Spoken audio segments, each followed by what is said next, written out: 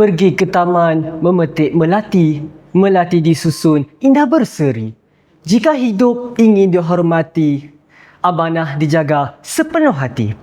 Bismillahirrahmanirrahim. Assalamualaikum warahmatullahi wabarakatuh. Salam perpaduan dan salam Malaysia Madani. Sekalung apresiasi buat pengerusi majlis, kombinasi intelektual kehakiman bervisi, penjaga masa yang setia dengan randiknya, seterusnya saudara-saudari yang saya kasihi. Sidang hadirin sekalian, sebagai anak mara yang berwawasan, saya menyahut cabaran untuk berpidato pada hari ini dengan mengusulkan mauduk amanah dan khilafah, tanggungjawab generasi madani.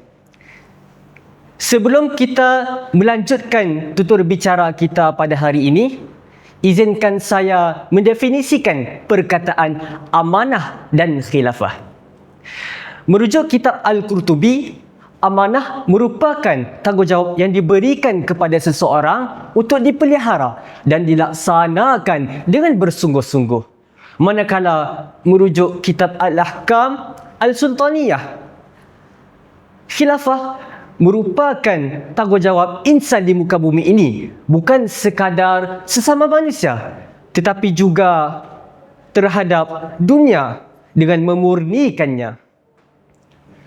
Sidang Dewan yang saya hormati sekalian, peramati pidato saya yang pertama, setiap insan di muka bumi ini dilahirkan dengan tanggungjawab yang tersendiri. Misalnya, pelajar mempunyai tanggungjawab terhadap pelajarannya. Seorang pemimpin mempunyai tanggungjawab terhadap orang bawahannya. Dan kita semua juga dibekalkan dengan tanggungjawab terhadap diri sendiri. Dalam usaha membentuk generasi madani, amanah merupakan satu tunjang yang sangat penting dalam membina sebuah generasi yang bijak, berintegriti dan sejahtera. Sidang hadirin yang saya hormati sekalian, peramati pidato saya yang kedua, amanah bukanlah sesuatu perkara yang boleh diabaikan. Adakah hadirin terfikir, apakah yang akan terjadi jika amanah diabaikan dalam sesebuah generasi?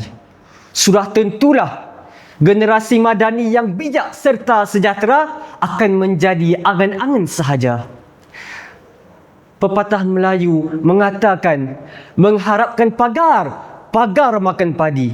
Peribahasa ini menunjukkan pengkhianatan terhadap sesuatu generasi atas kepercayaan yang telah diberikan.